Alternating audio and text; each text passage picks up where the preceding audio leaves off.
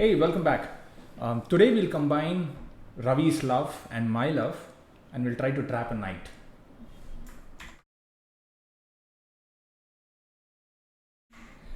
So Ravi, hey, welcome, man.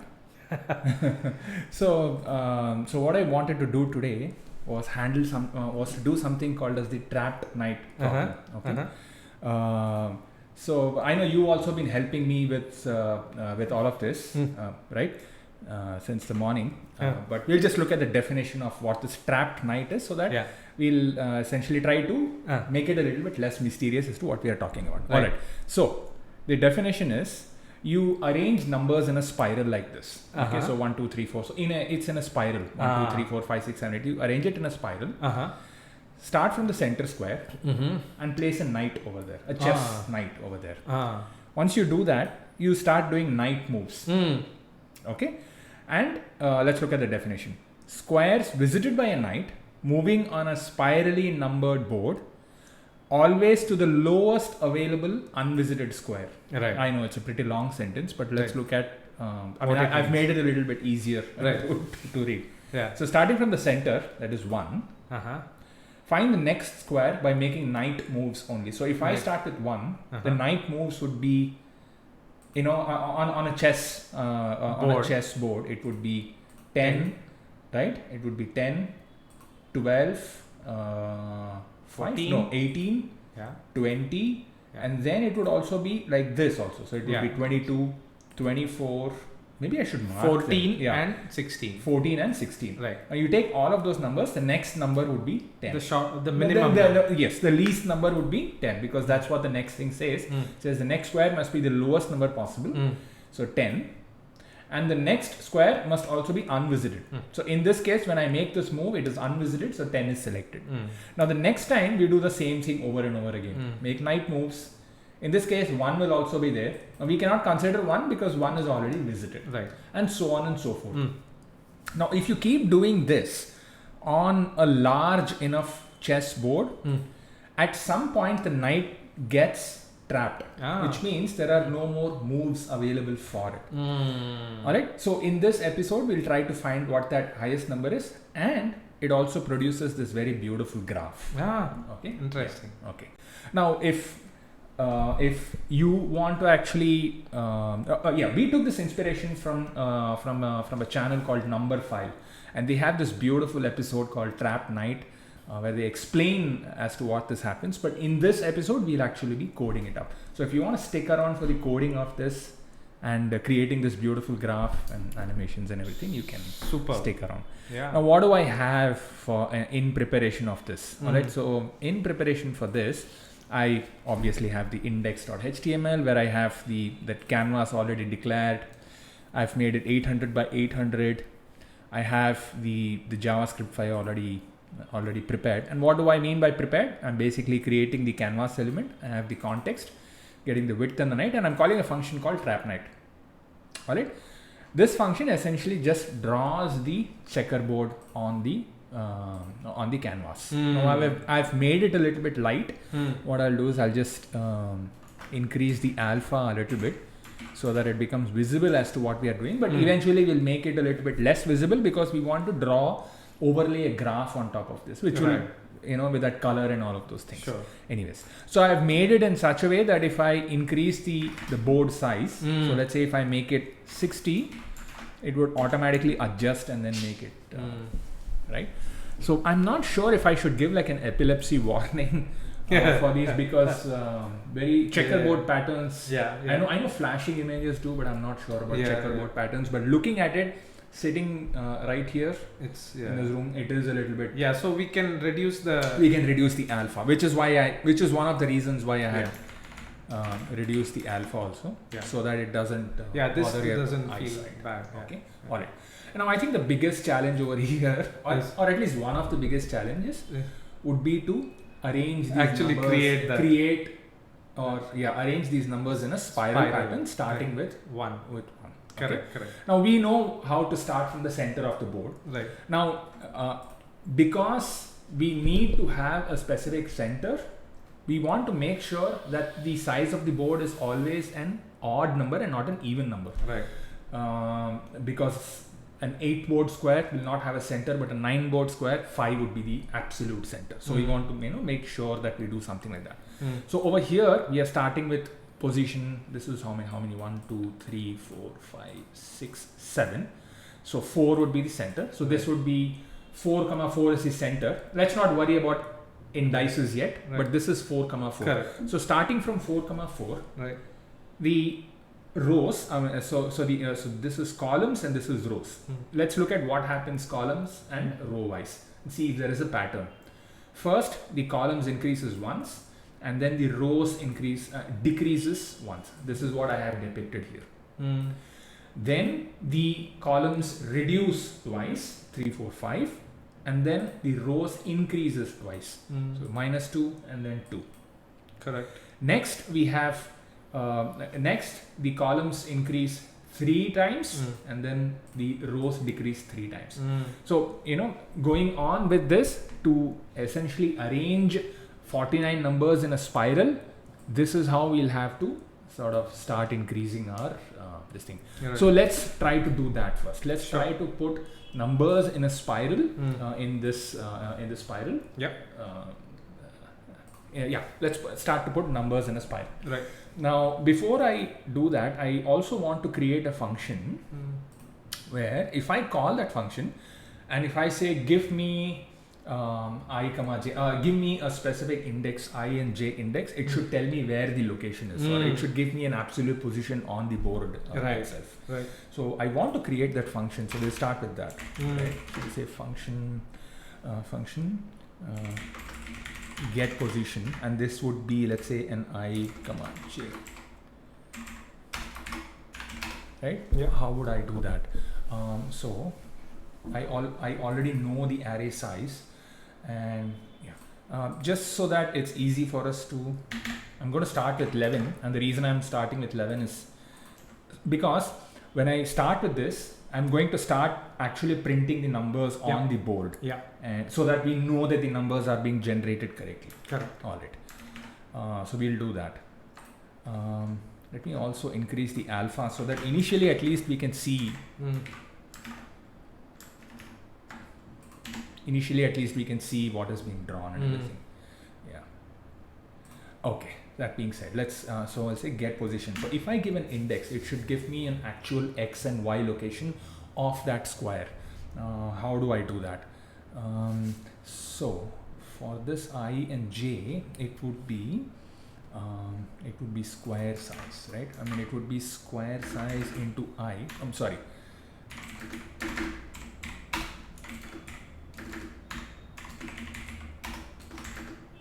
I think it would be this. Let's see. And I can return an array like this, right? And now that I have this, I can just say get Position. Get position. So it's 290, 290. And so this was 11 in size, right? 1, 2, 3. Oh yeah, I mean, I did make it 11 in size. Yeah, I did make it 11 in size.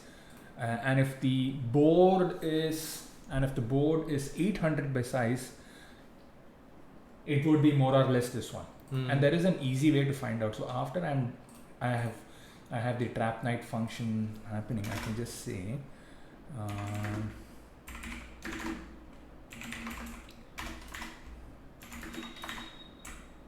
and I can say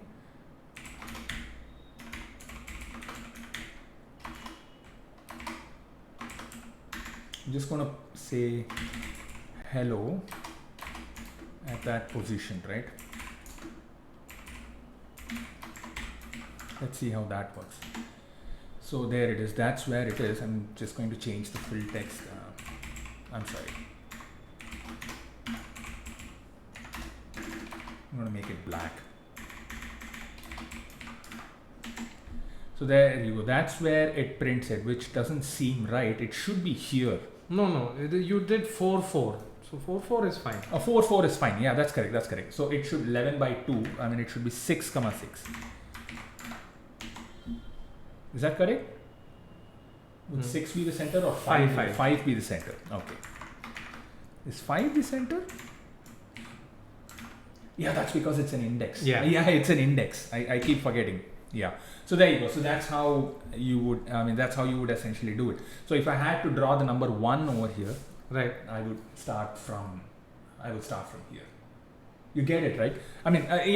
Don't worry that it's printing a little bit above. Right. That's because I think the fill text or filling of the text Starts from that that and then point. it goes up. Right. So we want to offset. You want to Right. actually offset it. But fortunately, you have something called as text metrics, right? And the text metrics essentially returns what is the height of the text, the width, and all of those things it should return. So text metrics would essentially, when you say measure text, give this, the text metrics would contain things like, what is the height of that text and all of those things. So we can add like half the square size Yes. Yeah. to the x and half the square size to the y. It should be okay. Yeah. Right. How come there is no text height, man? Yeah. I know that the matrix is supposed to give me. So we don't worry about the height. We can just put it in the so it's Yeah. at the top left of the square. It is printing, right? It's starting printing. We want to print it in the center of the square. Yeah. So to this pos 0, you can just add half Yeah. of the square. I get it. Oh, okay.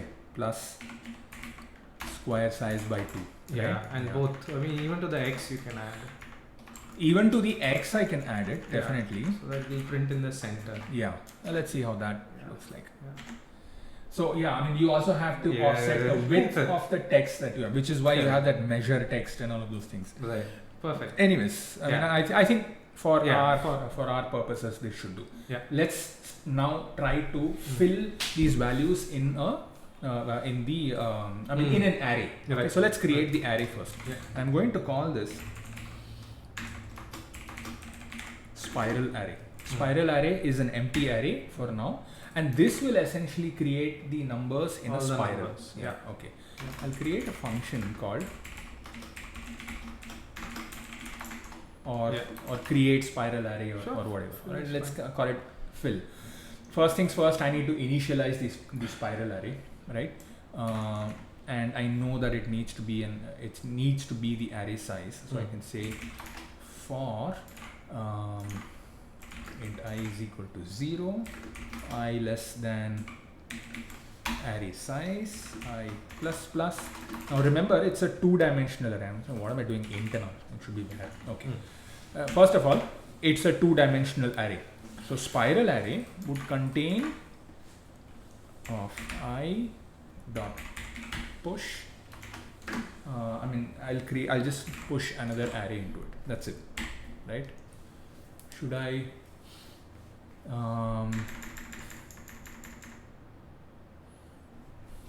Right? That should be correct, right? If spiral, so I should just sort of. No, it should be spiral array dot push another array into it. Oh, I actually need an inner loop, which is again this thing, and this is this. I know it's a little bit tedious in JavaScript. I know this isn't. I think in Python you can just say. You can just give the range and you can say range into 0 or something like that, and it fills the array automatically. Anyways, so inner array dot push. I'm going to push the number 0, and then in the spiral array, I'm going to push the inner array. So at the end of this, I would have a 2-dimensional spiral array. Alright, so let me just console log it and see if this actually is true.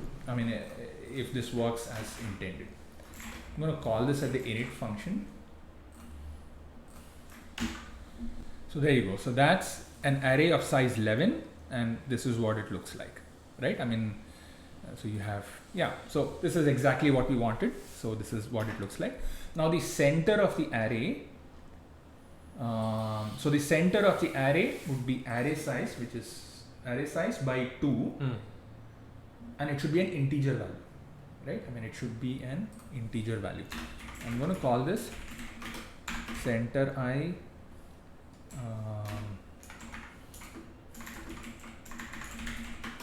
center j. Why do I need the center I and center j? Because that's where I'm going to start filling the numbers from. Sure. Why should I call them center I and center j? Let me just call them I and j, right? Oh, you know what? If I call them I and j, I cannot use these variables. So I should call them something else. You have a suggestion as to what I can call them? Call them index I or something. Yeah. I'm going to call them idxi and idxj. So basically, I'm going to be incrementing them by this formula. That's what I intend to do. All right. So yeah. So what would be the starting index I is equal to array size by 2, and this should be an integer. So I'm just going to say %. So % will force the float part of it away. And it's the same thing for index j also. So now I have the center point. Now I need to like start going in a loop. Okay. Now let's do this. Oh wait, I also need a running counter, and I'm going to call that n. Alright. Yeah. This will be our running counter.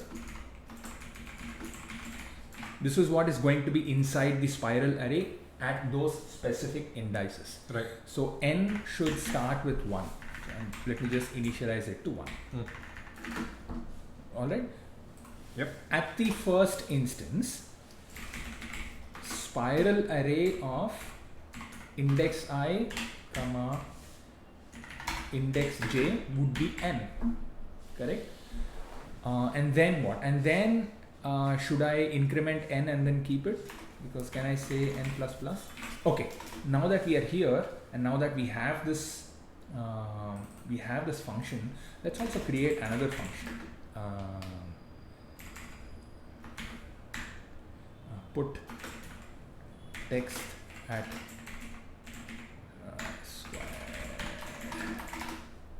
put text at square location. Good God, what the hell is this? Okay. Put put text at index or whatever. All right. So this would be an I comma j, and what would this be? Where position is equal to get position of I comma j. Oh wait, put what text? You have that code, na? I think that's the same one, right? Over here? Oh yeah. I can just basically the same thing, right? Yeah, this is the same thing. Yeah. I can just take this and I can put this. This will become apparent as to what I'm doing here. Right. Because alright. So get the position at I comma j, and whatever text you give us, we will draw it there. Right? We will draw it there. That's the whole idea here. I mean, ideally we should also be reducing the size of half the size of the text and all of those things, but yeah, for now it will be a little, it will look a little bit offset, but I am still okay with that. Yeah, I'm going to call this function, say put position at text, I'm sorry, put text at index idxi comma idxj, and put what? Put n itself. Correct. Let's but then you should call it before the n plus 2. Oh yeah, you're right. I should call it before the n plus plus. That's okay, right? This is just so to see if it actually works. Yeah. And it doesn't. Why doesn't it work? Are we calling this function? Yeah, we are calling this function. No. This fill spiral array. We didn't call that. No. Yeah, we are calling it. We have. Yeah, we have called it. Okay. So put text at index I comma j. Hold on. Let me just console log I and j and see what comes out.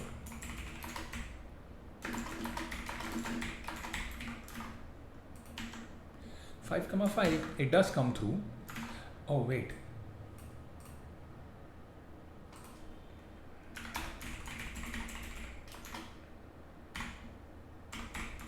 N should be 1 for sure. N should be 1, which is fine. What is spiral array of this? I have, yeah, it should still be 1. Oh, you know what? That's fine. Actually, if I put something like text, why is it still not printing?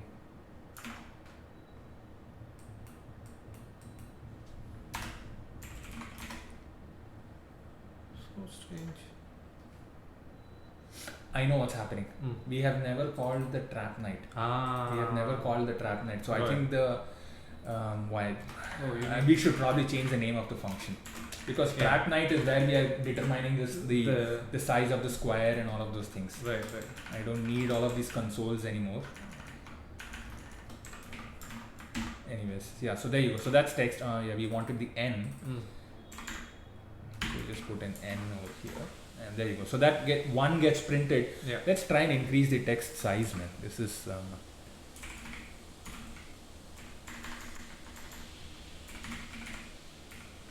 how do you set the font? Oh, there you go. Yeah. Oh, okay. So you just have to say context or font. So I'm just going to set it at the init part itself. Trap night context dot font is equal to what? 15 pixels. Yeah. Font is the font size, huh? Yeah. Oh, and yeah, other yeah. things. And then you can give. Yeah, I'm just going to say mono, for mono font. Yeah. Mm. So that's Yeah. one. Yeah. Let's make it a little bit more bigger. Okay. Let's see. I don't know. 20. Alright. So there you go. So that's one. Alright. Now what happens to the next number? Alright. Remember. Okay. So how do we put the next number? Okay. So the next number, on the next number, remember that index plus equal to 1, because that's what the Excel sheet says, that you have to increase the column once, which is your I, right? Yeah. Increase your column, this thing, say spiral index is this one. Yeah. Oh, yeah. We are not increasing j, we are only Correct. increasing I. Yeah. J remains the same, put the number and then n plus plus. The same thing happens to your Oh. j also, No, you want to increase J first? because j would The- be the because Rows and columns. yeah, So J is the, you want to increment columns first, no? yes, and isn't I the column? I is the column. I is column. That is the row, right? Oh shit, Yes. yeah, this is 0. Yeah, no, this is what I meant. This is what I meant. I would represent these. No. Yeah, so you want to increment, correct. So you Yeah. want to increment IDX J first, because you're incrementing column first. Really? You think so? Okay. Okay. No? Can we do this before we see? Yeah, sure. Okay. Sure. Okay. So now I have this one. I'm going to just start putting Yeah. this, just to see if we are on the right path. Correct. Oh, by the way, it should be 1 and then minus 1. Right. Right? Yeah. 1 and then minus 1. In the next loop, it becomes minus 2 and plus 2. Right. So I have this 1. Oh, where is 2 over here? Okay. But anyways, it does go like this. Yeah. Yeah. Yeah, this is correct, Ravi. This is correct. So this is row. I mean, sorry, this is column. I is column. You're right. Like this it is. You think J is column. No, I'm saying I is column. J is rows. Oh. X and Y, man. Okay. Got it. So X. Oh, X and yeah, Y. X oh, and Y. Yeah. okay. Got it. Okay. Okay. Anyways, Got it. we are doing something with the N over here, which we One will N figure. plus. So we have this. We have. No, you need to call that somehow. Call the text index before the N plus plus. What? Put text before the N plus plus. Where? Call the put text before the N, just like that. Oh yeah. Yeah. So there you go. So Perfect. now we have this one. Now got if it. you look at this, this is what should be within our loop. The first item should be as it is. This is what should be in our loop. Right. What are the variables that we need to change? This needs to be a variable, right? And this I and j should increment. So let's say if it is 2, the next time it should go 2 times. Correct. It should go 2 times. So it Yes. needs to increment by 2. So that's what we need to put inside the loop. So our loop will start here. How much will our loop run to? Our loop will run until n becomes the maximum value that can fit inside this array, which is 11 into 11, 121. So let me just create where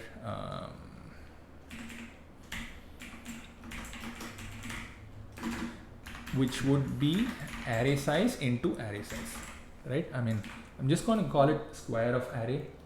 What should it be called? Do you have a better variable name? Max n. Yeah, I'm going to call it max n. So our max n should be array size into array size. Alright, so say do. I'm not sure actually if JavaScript has a do while loop, but we will find out. Yes, and it is highlighted, so I'm sure it has. N is less than max n. That's what we need to do. So do while n is less than max n. I mean, sorry, less than max n. Okay. Inside this do, we need to have a for loop, right? The for loop should essentially, okay. So it should start with what? So over here, okay. So let's say if this number, if the next number in the loop or the next number over here is 2, then it needs to start with 1 or what? 0. No, it needs to start with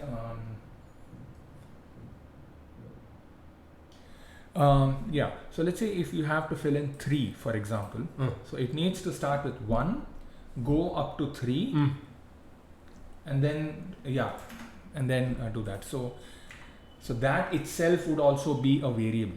That also would be a variable. Okay. So I'll say for. Yeah, this is going to be a little bit tricky to do. Correct. But then let me look up something. Yeah, so this would be, I'm just going to call it for. So the column should start with the minimum number over here. So it should start with 1. Column should be less than whatever maximum number this is. Oh, this should also be a running count because it's 1 and then 2 and then damn, man. Yeah, this is a complex thing. This is a complex thing. Yeah. I mean, it is complex, at least for me. It is complex. So I can say where I'm going to call this column because we go incrementing the columns. Its minimum number would be 0.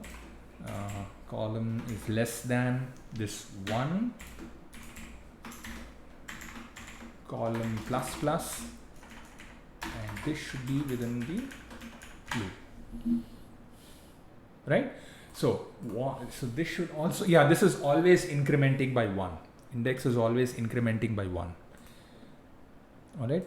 I'm going to do the same thing for j also, and this would be row is less than 0. Row is equal to 0. Row greater than -1.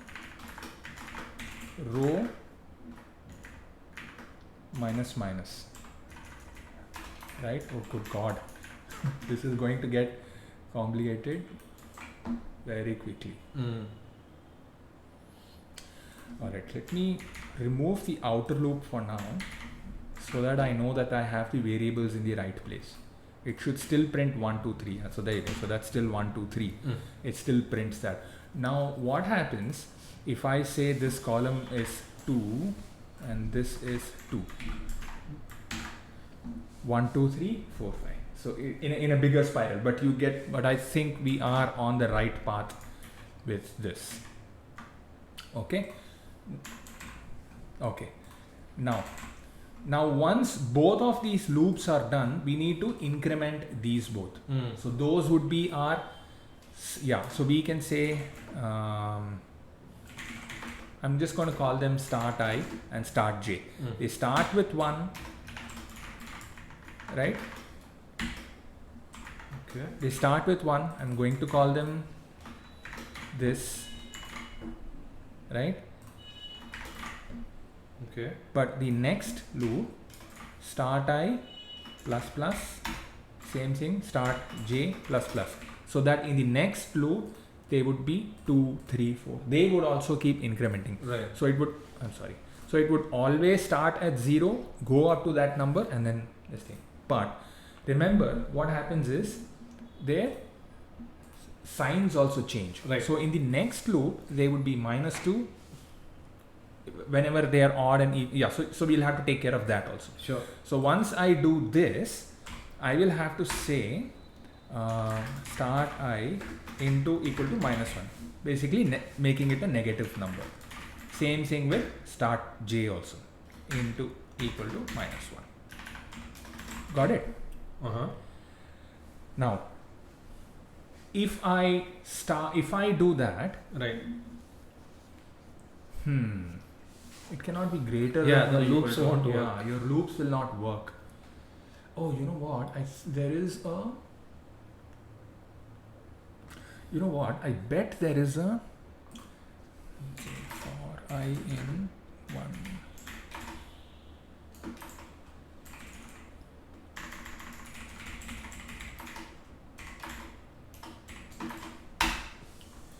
Unexpected number. Oh yeah, I mean 1.20 is not there, but let's see if I can just say 20 undefined.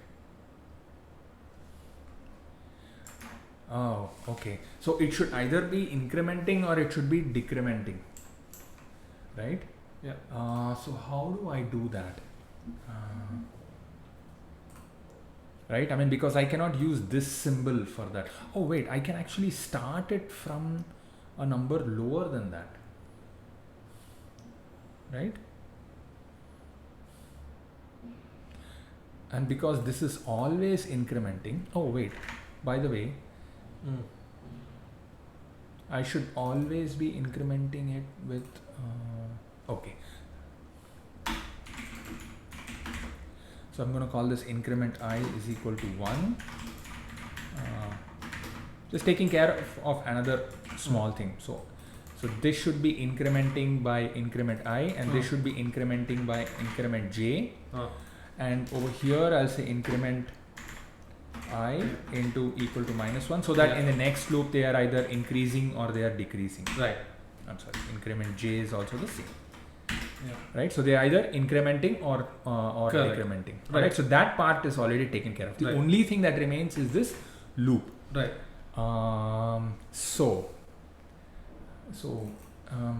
And hold on, this should be start j. So anyways, in the next loop, see, okay, start j is -1. Right? I mean 1 -1, and then in the next loop, what will happen is, I cannot do plus plus also. Yeah. Because -1 plus plus would become 0. 0. Yeah. So it should be, I mean it should be like this. If start j is greater than 0, then start j plus plus, else start j minus minus. I mean, you either increment or decrement, right? Or you can do an absolute value. Is that what you were thinking? No, I don't know. Okay. Yeah, and then you just do it like this. Okay. Same thing goes for I also. And I hope I'm making sense. And the reason I say this is, this trap night thing. Yeah. This is the most difficult part. Correct. Making the square. Making this is like the most difficult part. I mean, basically, what we are doing is we are filling this spiral array. Yeah. Because this is what, internally, this is how it is going to be represented. Correct. Anyway, so now I have this. So now we have to do this. Why are we doing this? You know what? Let's just see what happens if I do this. Ooh, wow! So there you go. Yeah, I mean, so something is off. So 1, 2, 3, 4. I mean, it's going in one direction. In right? one direction. Yeah, it's going in one direction because what happens is it never enters this loop, man. Right? I mean, because in the next loop, we are making start j as a positive number. So it will never do this increment or decrement thing. Right? So the loop itself should be different. Because we shouldn't use a for loop in this case. Okay. We shouldn't, right? I mean, I don't know. You had done a test version of this, no? Yeah, I've done a test version of this, but that was in Python. Right. Python is like a champion with these kind of things. Okay. I mean, you can give a range and you can say increment or decrement this way, right? I wonder if row greater than start minus start j, is it? Okay. No, row greater than minus start. Oh, what was I doing? It should be greater than start j all the time. Okay. Yeah, at okay, least 3 is gone correctly. Yeah, 3 is gone correctly, and then the 4 one we'll have to like. So minus 1, minus 1. Yeah, minus 1 we got. Yeah. So now minus 2 should happen. Yeah, minus 2 should happen, but what happened was it became plus 4. Plus 3. Plus 3. Yeah. So 1. Okay, so if start I is greater than 0. Okay, you know what I'm going to do? I'm not going to do all of this. Basically, I'm just going to increment it. Okay. But how am I going to increment it? I'm just going to say start I is equal to math dot absolute value of start I. Whatever absolute value of start I you have, that you increment and then assign it here. And then you do this. Same goes for j also. Start j would be whatever absolute value of j you have. You take that, increment it, and store it back into start j, so that I don't have. So in the next loop, it would be this. So let me just say. Yeah, that'll be better. Yeah. Too bad you can't do this in.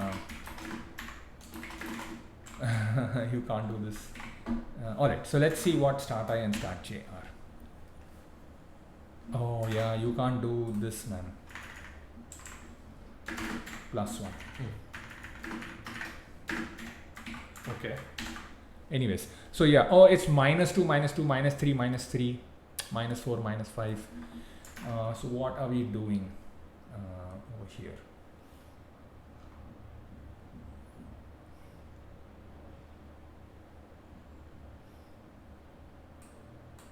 Oh, it's becoming positive anyway, all the time. It's becoming positive anyway. All the time. Yeah, all the time. Yeah. So I think before itself we were like, we were correct the right time, the first time around. Basically, start I has to be, it has to increment if it is above, it has to decrement if it is below. Right. Correct. Yeah. So if start I is greater than 0, then increment it. I'm sorry, start I plus plus, right? Else start I minus minus. Okay. Right? Same thing goes for j also.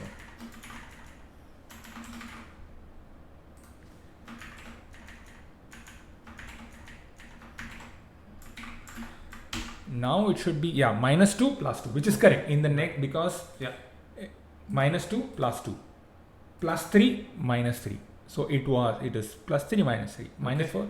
Okay. Alright. So now we have that. But the thing is, this thing, right? Yeah. How do you make it the does? loop? Yeah, we'll have to it is not making this loop at all It's not making into this loop at all.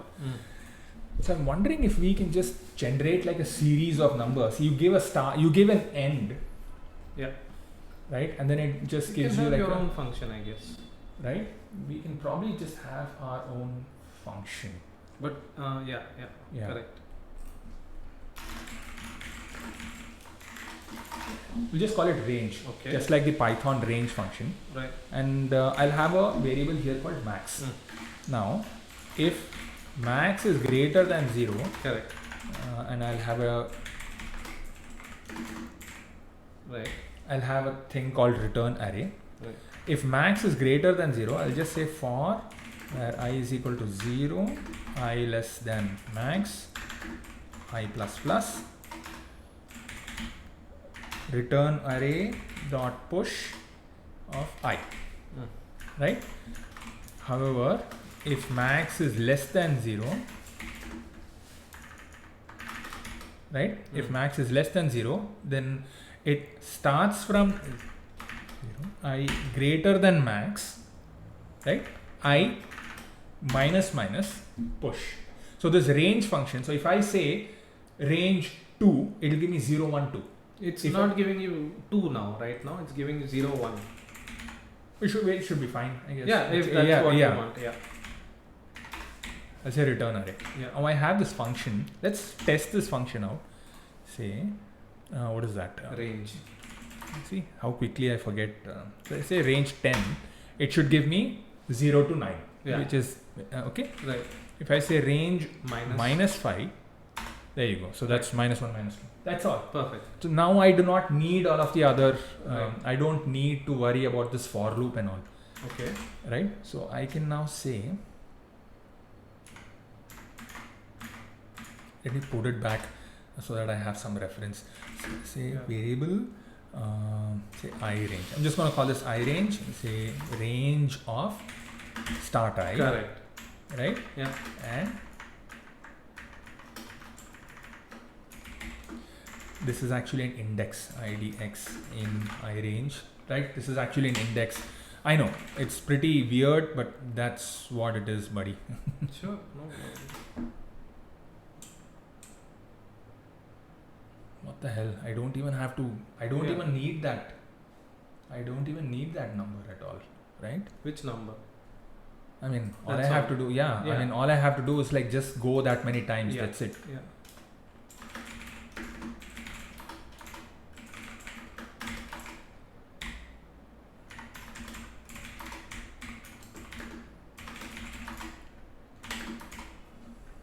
That's it. Is that it? No, you're not using that IDX at all, no? I don't want it. What do I? Oh, What do I okay. need it for? I just need the loop to go in a specific order. Okay. In our case, it was not even entering this loop because of the weird condition. There you go, man. 121 in a spiral order. We didn't even do anything. So, anyways, I mean, we have this one. Okay. So yeah, so that's because we are probably going index out of range somewhere. Where did it say? It is Less going than or equal 39. to? Do you need that?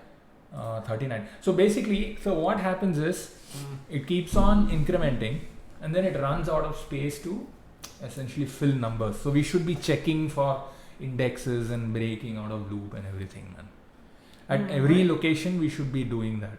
Oh, no, I think didn't we make a 11 by 11 array? 11 by 11 array only. So it has filled 121. But then it kept on going because see, when it was filling the 121st number, the last number, it was still within this loop and there is nothing in the loop to stop it from incrementing this index j. Oh. We should be ideally breaking out of this. Oh.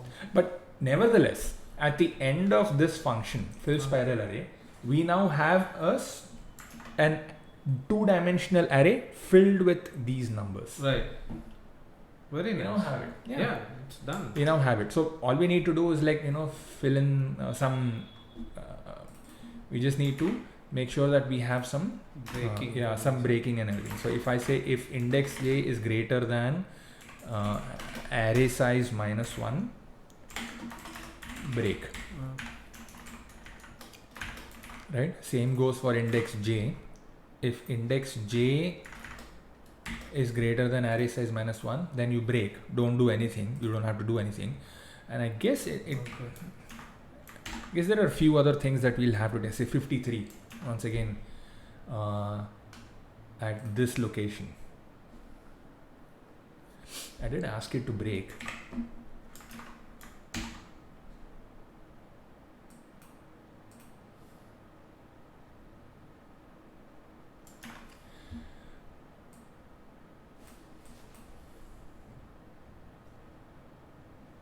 Should be less than array size because it could be decrementing it also. Right? Because it could be decrementing it also. Right. Good dear God. I will say or if IDXJ is less than 0. 0. Yeah, because it could be decrementing it also. It could be at the very end over here and then trying to do something. I have to do the same thing over here also.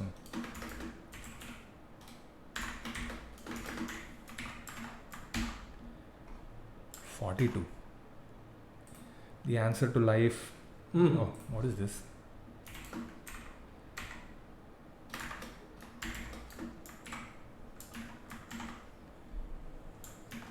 Oh, come on, man.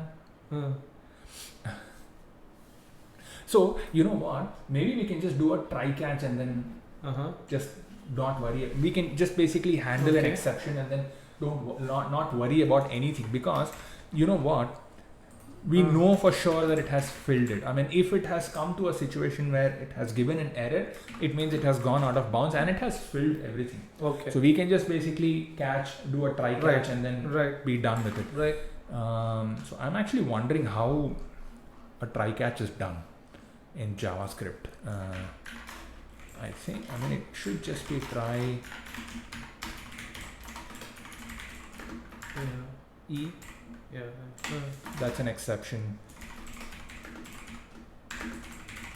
Don't do nothing. Don't do anything. Yeah. I know. You were trying to trap me with the double negative, but I'm going to trap your knight, Ravi. Right. Okay. Yeah, there you go. Right. I mean, it's a very quick and dirty way of doing it. That's fair. But you know what? If I think there it's are right. diligent viewers who want to do it, I think you can do that also. But anyways, we have what we need essentially here. Yeah. Can we try a bigger array size? Oh yes, absolutely. Yeah. But the thing is, let me try a 61 size. 51. Yeah, 51 is good. Yeah. 61.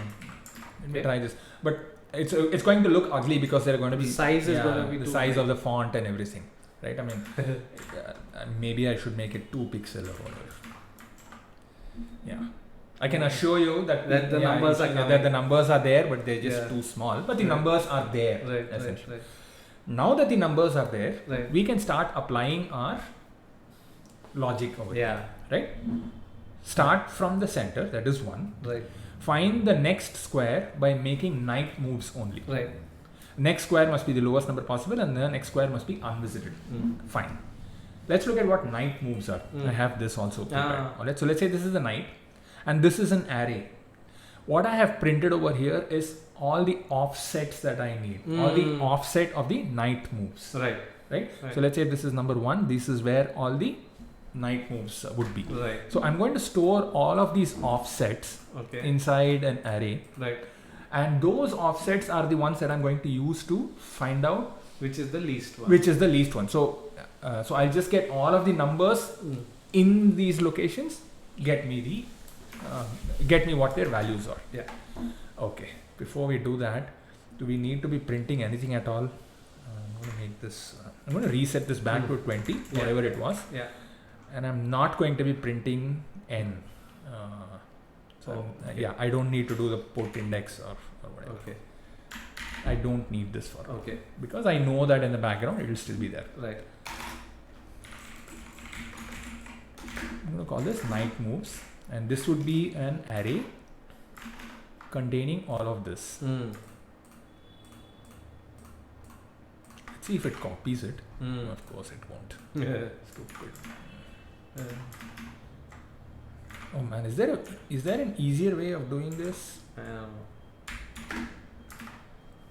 I should have prepared this beforehand. That's a good idea. Right? Yeah. But anyways.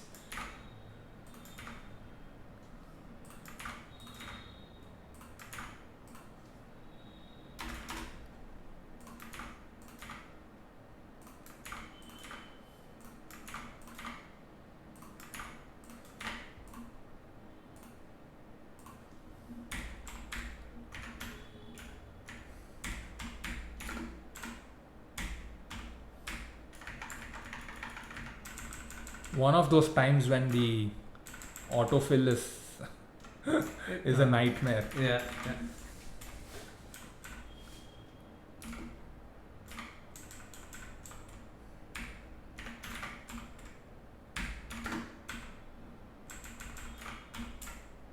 Okay. So those are my knight moves. Yeah. So starting from 1, right? Okay, so now that I have done this, I'm going, okay, so after the fill spiral array, okay. My functions are all over the place, but that's fine. I have the trap knight. God, man, my functions are really all over the place. I'm going to call, okay, I'm going to rename this function. I'm going to call this, Checkerboard. yeah, Perfect. draw checkerboard. Yeah, that right? is what it is, right? That's what it is. Correct. Yes. Yeah. So anyways, so I have this one. Okay, anyways. I'm going to call this function get knight moves. Okay. In the get knight moves, the index, I mean, I'll have to basically start from the center. So I'm going to reset the center value. Basically just remember the index keeps on incrementing when it was filling. I'm just going to reset it back to the center value. Now that I have the center value, I'll say for where I is equal to 0, oh no, where index in knight moves,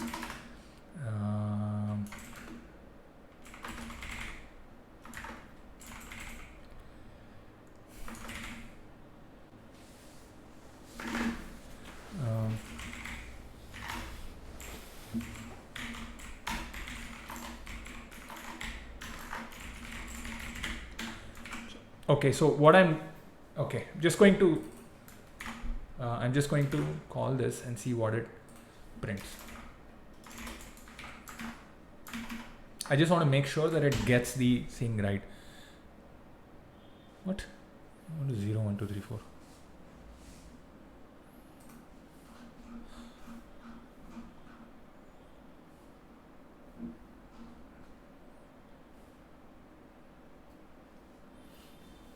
No, you printed IDX. That's why it's doing that. That's all. I should print the knight move. Undefined.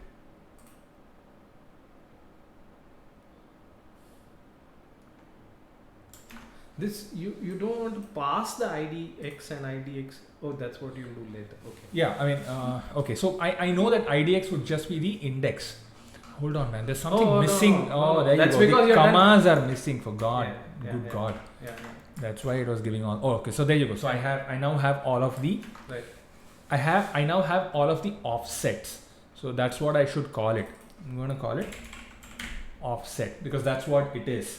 Okay. It is offset from from this index. Right. Right.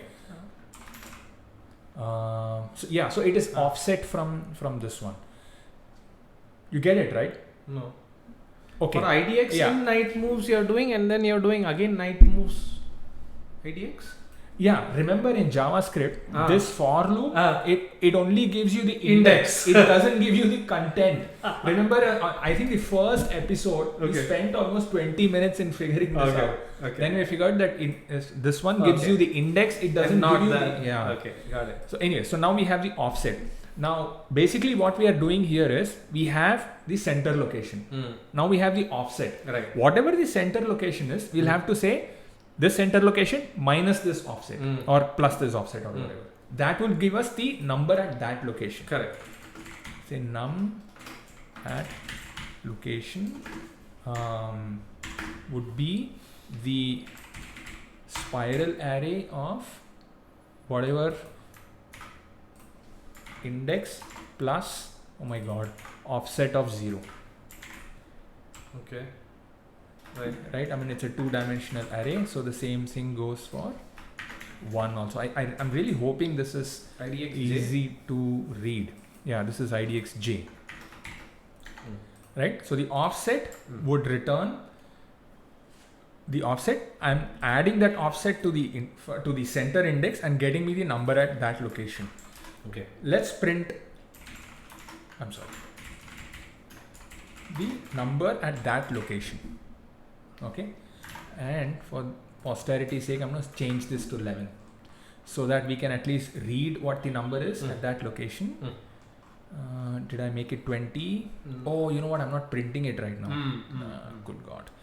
Now the reason why I'm putting back the number or why I'm putting this index back, or the printing back, is to see if we are getting the correct numbers the first time around. So now I have the night moves. So I have this. So yeah, so it should return. So let's say starting from 1, it should return. So it starts from here. So 18. So it has returned 18, 20, 16, 22, 14, 24, 12, and then 10. Correct. Right? Yeah. So the least one should be, let's say, 10. It should basically return 10 because that's where it is. That's where the next index is, essentially. Okay. So I shouldn't call this get. I should call this get next night move because it's getting the next one. Now, how do I know which is the next one?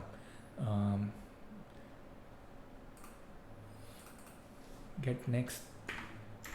I'm going to call this night location. Alright. I know I'm changing this too many times, but and I'm going to say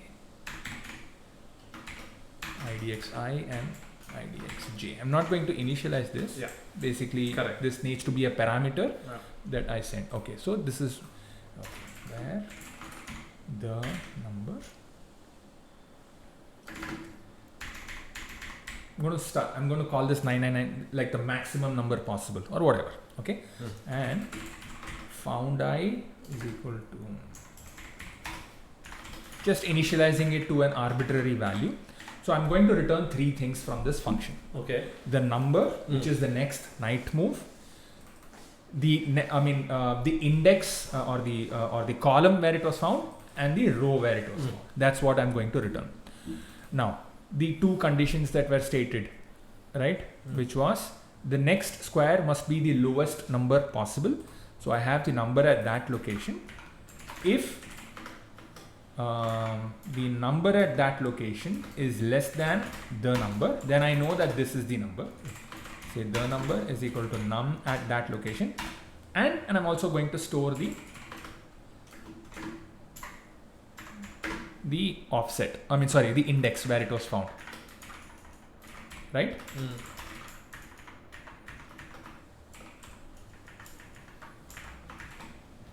Alright, and I'm going to return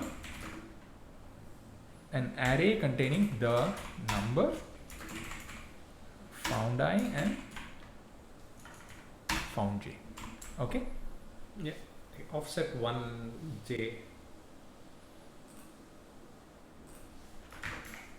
Man, good catch. This is why pair programming works, by the way.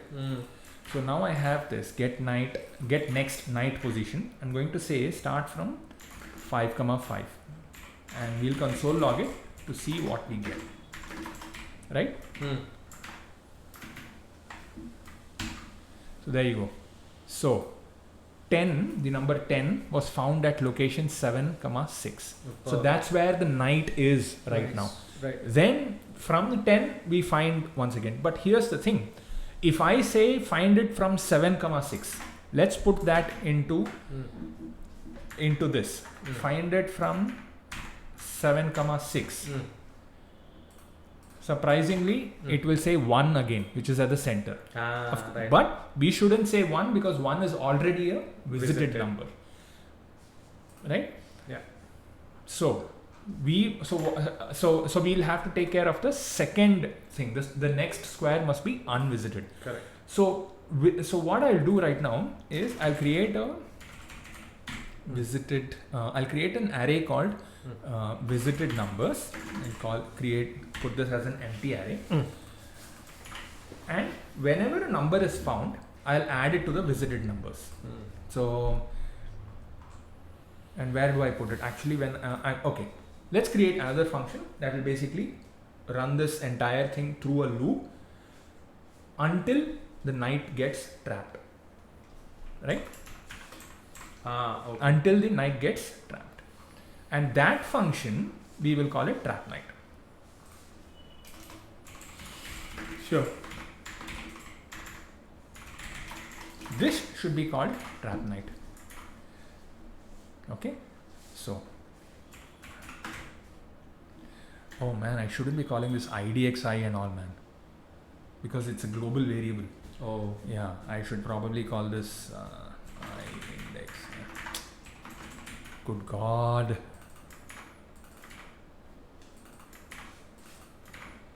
So many mistakes. So many oversights. Okay. So anyways, so this should be % of, I mean basically we're setting it back to the this thing, back to the center. Okay. Let's say do while true, right? I mean we'll keep on doing it until the knight is trapped. What does that mean? We'll say get next knight location started from index I and index J. Right. We'll call it just ret or something. Alright. Basically, this is the returned value. The next number is return of 0 because that's what we have returned. The next index would be okay. What? Okay. Now what? Now what if it doesn't find this? If it doesn't find this, the number would be 999999. So if next number is not equal to this impossibly high number, I mean impossible within the context of this trap knight. Okay, if it is not this, then your next index that you have to trigger would or where you have to go would be return of 1 and return of 2. Correct? Whoop.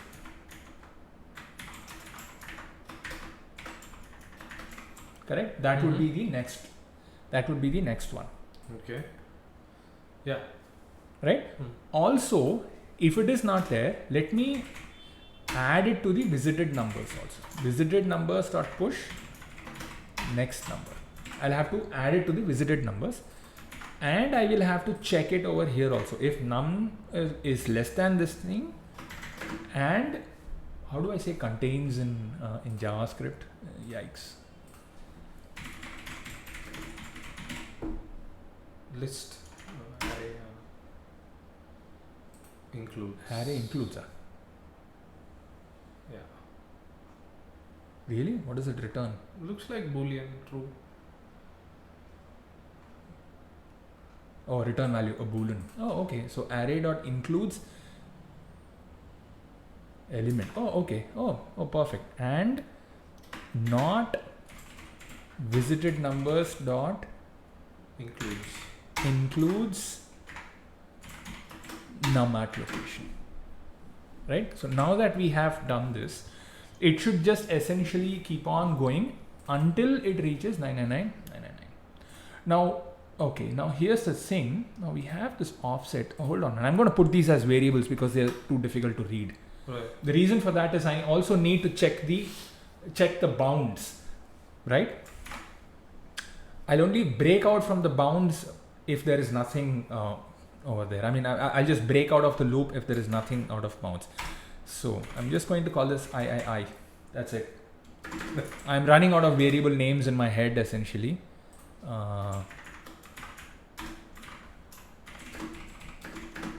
Okay, I and j, so that I can replace this, so they're easier to read also, right? And the same thing goes here. Now, why am I doing this? I am doing this to say if is greater than spiral array of dot, what is that, length? No, yeah, spiral array dot length -1, and just break. And the same goes for j also. Or no. Right? Oh, I'm sorry, why do I need all of this? I'll just say array size. What is this? I don't need to do array length and all. So I have this, right? So what will happen is if it breaks out, this will remain 99999, which means there is nothing found at that location. So yeah, so that would be our visited, all of our visited numbers. And what I can do is I can just, for now, I can just console log it.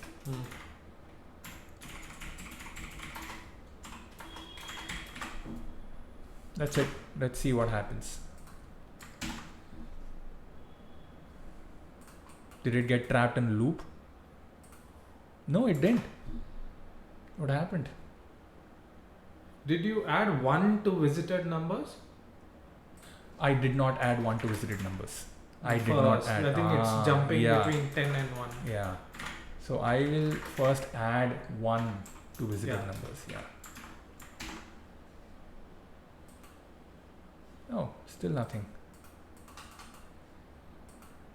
It's not stuck in a loop or something. The reason I'm so confident it is not is because It's responsive. because it is still responsive. Meaning, I wouldn't have been able to refresh this page otherwise. Let's see. It's not Oh, console.logging. You know what? Huh. I'm never breaking out of this while true, this do while. So I have to exit. Oh, hold on. No, that's not the reason. I'm not calling TrapNight anywhere. And anyways, I'm glad we caught it. Yeah. Say Else. Break.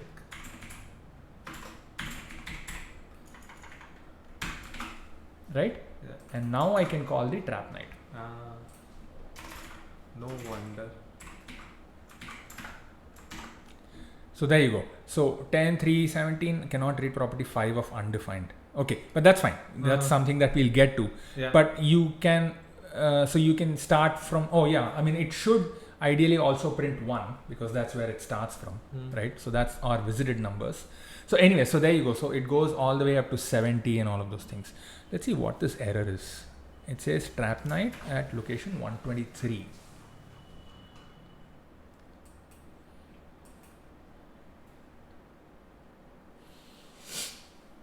Didn't I say that you can break out of here if you don't find anything? Then what is your problem, man?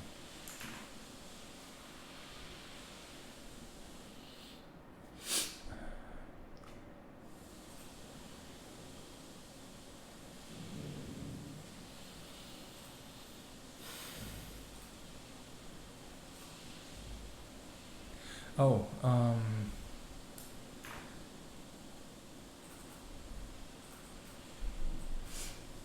offset of 1. Yeah.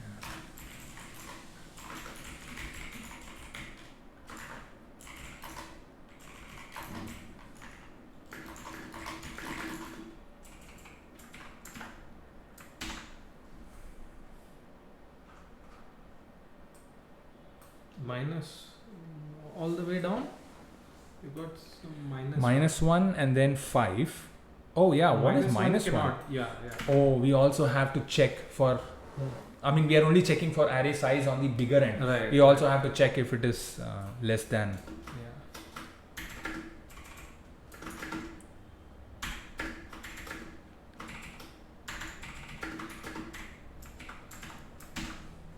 There you go. So that's everything. I'm going to remove the console here.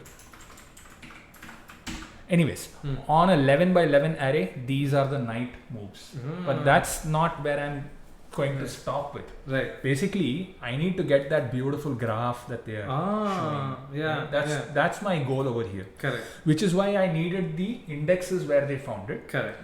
Once I have the indexes, I also know where their squares are. I need to start drawing that square. So I need those locations also. Right. So now now that over here I have the indexes, I can start storing their positions. Yeah. Where am I going to start storing them?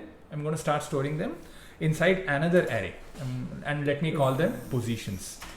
Yeah. And positions will be an array. I'm going to start storing the positions. And like you warned me before, I'm going to start storing the one position also. Right? Yeah. Where is my get next position? Oh, okay, yeah, there you go. That's my position. Positions. Oh, okay. Pos is equal to new point. This is a class that we have essentially created, not pointer event. Point. A point is nothing but an x and y location. And that, okay. God, I'm really running out of variable names over here. So p is equal to get position of index I comma index j. Okay, it would be p of 0, p of 1, right? And I'm going to push this position.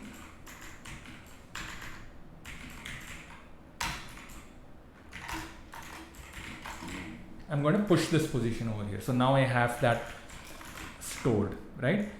I need to essentially do the same thing over here also, right? So is equal to get position of this index, because that's the next available location. Position is equal to new point of this, and then positions dot push this, right? Let me not console log it because I don't need it, but I have the positions. Now let's say what happens if I put console.log positions. So they are all the positions that I have with the exact locations, and everything is basically numbers. I mean, I have the actual physical locations. All I have to do is say for idx in position. Okay.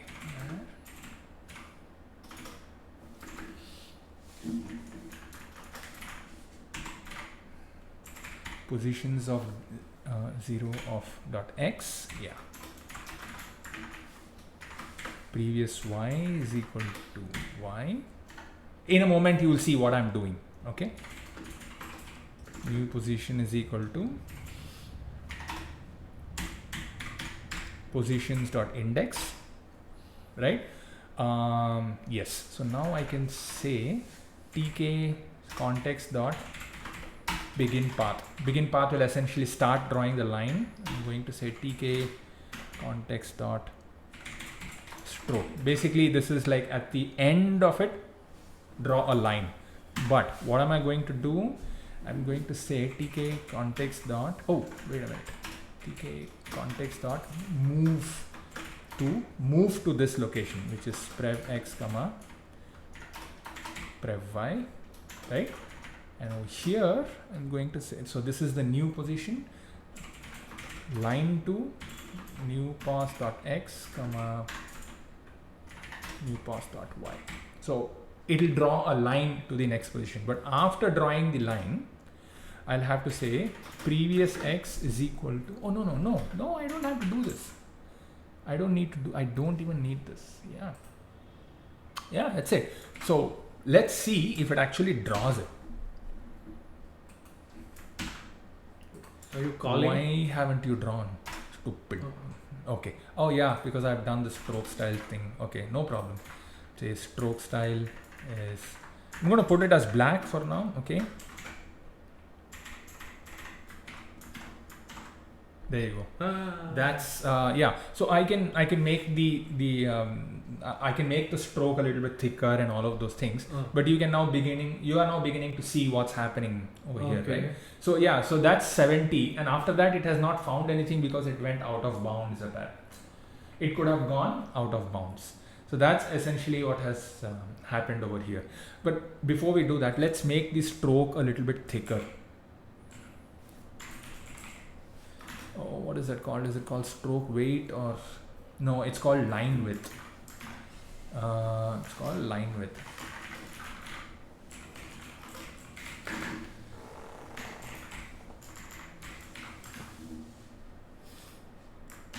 So that will be a little bit thicker. But now we have started drawing it. But here's the thing: we also need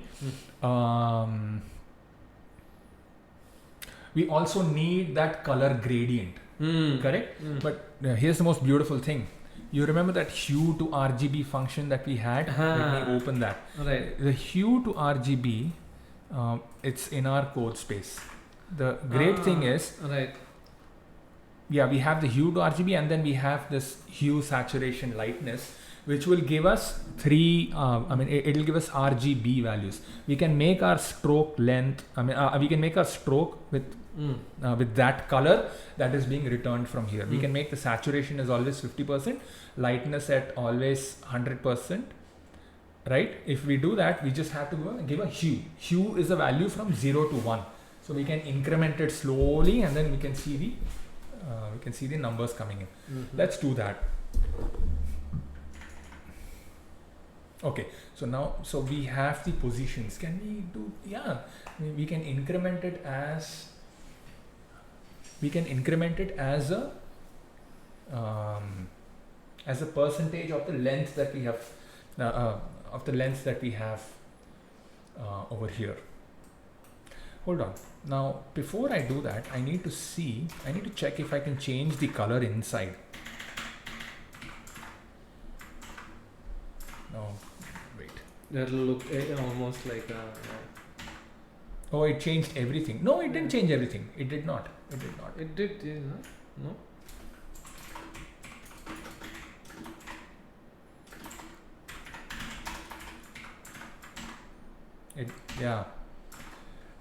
So this is what I was afraid of. So basically, you understand what's happening, right? I'm saying begin path at the center. Correct. Go to the next position, and so it's all basically just one line that I'm drawing, because only at the outside I'm like doing a stroke. So it's all just one line. Right. They're not different strokes. Correct. That's the problem. Correct. So essentially, I need to put this inside over here and give different stroke colors for each line. Correct. So begin path, move to the previous location, line to the newest location that you have got, make a stroke. After that, the previous location becomes the current location, which is this new pos.x. Like this. Now if you do this, you wouldn't see any difference, but once we start filling in the hue, you will see a difference. Right. But each stroke is its own begin and then stroke. That's what we have over here. All right. So that being said, I forgot how to make the HSL. Okay. So let's just create a variable called, we'll call it hue, and we'll start with a value of 0.01. Okay. 0.01, where RGB is equal to, hue of, HSL to RGB of whatever this hue is. Saturation is 0.5 and lightness is 1. Or is it the other way around? Do you remember from the domain coloring thing that we did? Do you remember that? I'm going to open that briefly and see if that's what we did. So it is 1 and then 0.5. Okay. Yeah. So it's the other way around. Saturation is always 1 and lightness is 0.5. So saturation is 1 and lightness is 0.5. So now we have the RGB. Before we do that, let me just console log it, because I'm not sure if they are whole numbers or not. Fortunately, it's whole numbers. Very good. So now we have this. So now I can say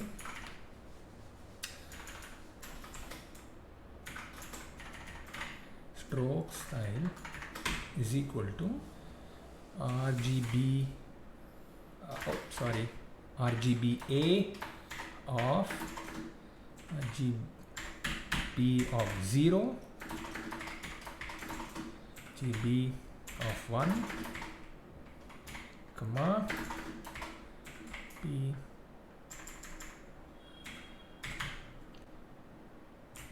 (0, 1, 2), right? Yeah. And it's not RGBA, it's just RGB. So now I have this one. Alright. So whatever hue I have like given that as the stroke style.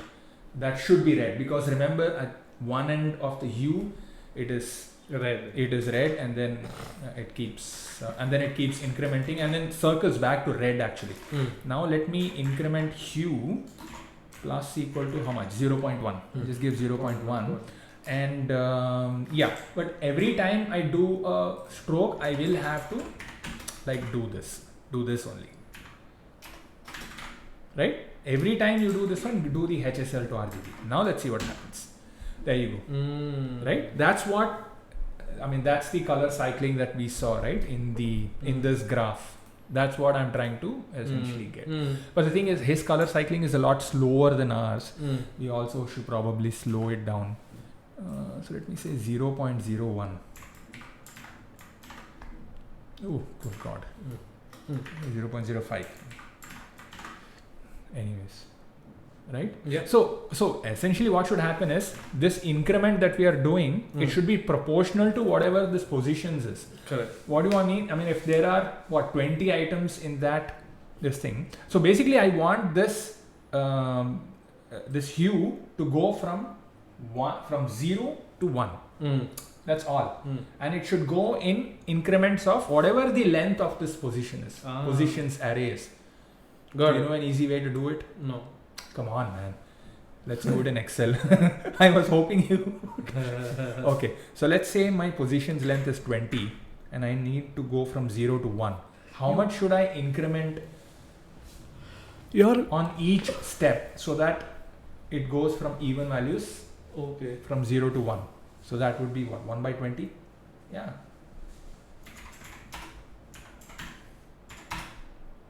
Yeah, it is 1 by 20. Okay. Right?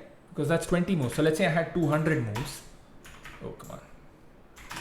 It would be 0.05. 0.05. Each time I have to increment by this much. Okay. Yeah, that's it. And I'm going to call this increment hue, which would be 1 by whatever this positions dot size is. Length. Yeah, length is. Okay. And I'll increment this by increment hue. So it should start with red and end with red. Yep. So it starts with red and ends with red. That's exactly what I was trying to do.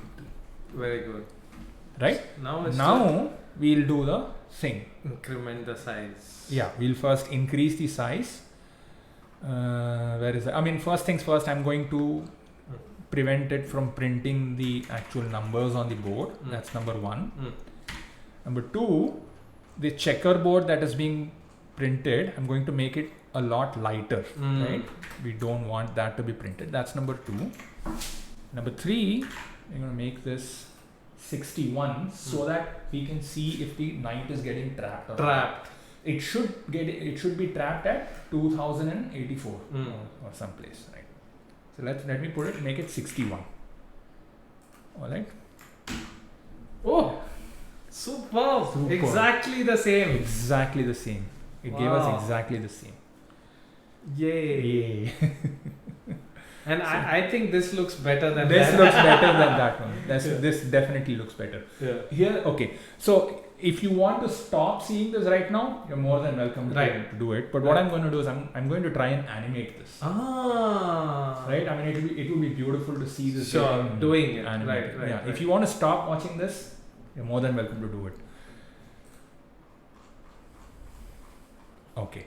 So now I have this trap knight and I have this also. How do I animate this?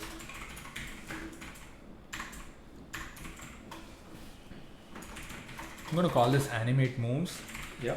At the end of which I'm going to say request animation frame animate moves, right? I mean, basically that's the callback function. That what essentially ensures that it gets and only this I need to put over here, right? Yeah, so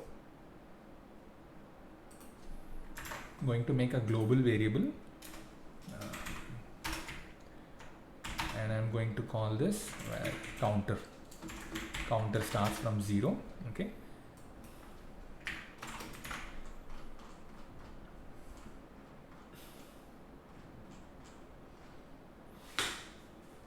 oh my god.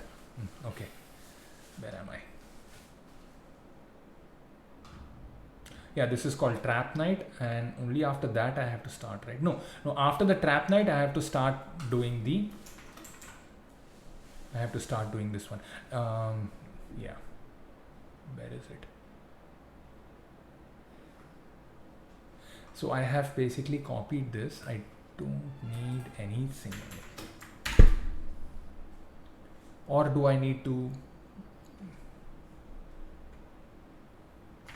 Oh, you know what? Hue and this increment hue should also be a global variable.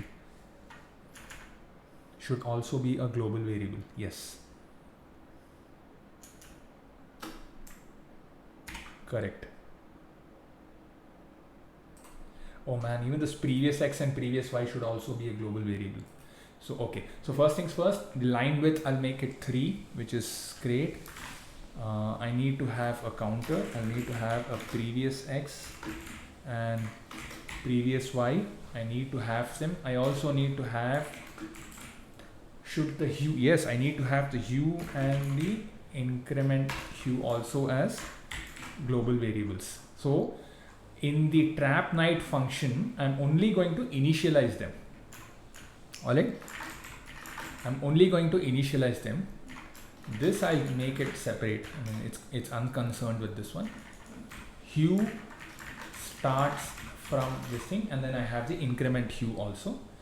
And then I'll just basically call the animate moves, which makes the first time call. In the first time call, new position is equal to position dot counter, right? I mean, basically it needs to increment the counter. RGB, do this, do all of this, previous x, and then is equal to new, and then increment hue, and then counter plus plus. Now, if counter is greater than positions dot length minus 1, no, not break, I'm sorry, return, because break is for loop. So anyways, so I also have an end condition. So this should basically start to animate our entire thing. So there you go. Oh yeah. Yes. Super. Yeah, I think the whole point of this we missed. Point of this is we basically, when you do this many times, Right. at number 204884 or something, Yes. it basically gets trapped. Right. So these are all the moves of the knight, Wow. but at some position It's gonna stop. there are no more solutions available for it. Yeah. So that's the point over here. We should probably draw like an X over there, or a big point or something over there. Yeah. So there you go. That's what it is somewhere there animated. on Yeah, top. somewhere there. Yeah, somewhere there on the top it got trapped. Yeah. Basically there are no more moves. Yeah. Yeah, we cool. can like maybe try printing that Nice. also, or whatever. Very cool. Yeah. Very nice. So there it is once again. Do you want to draw the big X over there, and Sure, then sure. yeah? Yeah. So before you do a return, no, not a big X. I'm just going to put a big dot because that's easier to do. Sure. So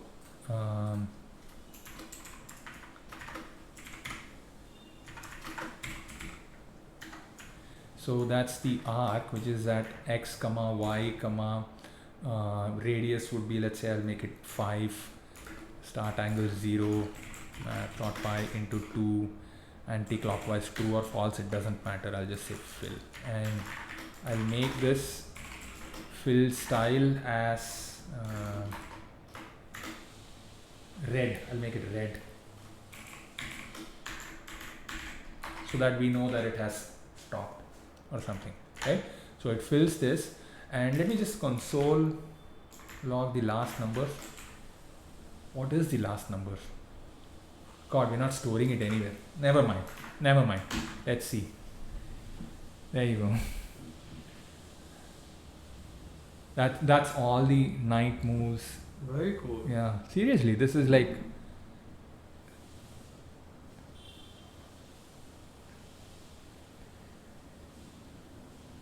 is it just me or is it slower this time? No, right? No, it's not.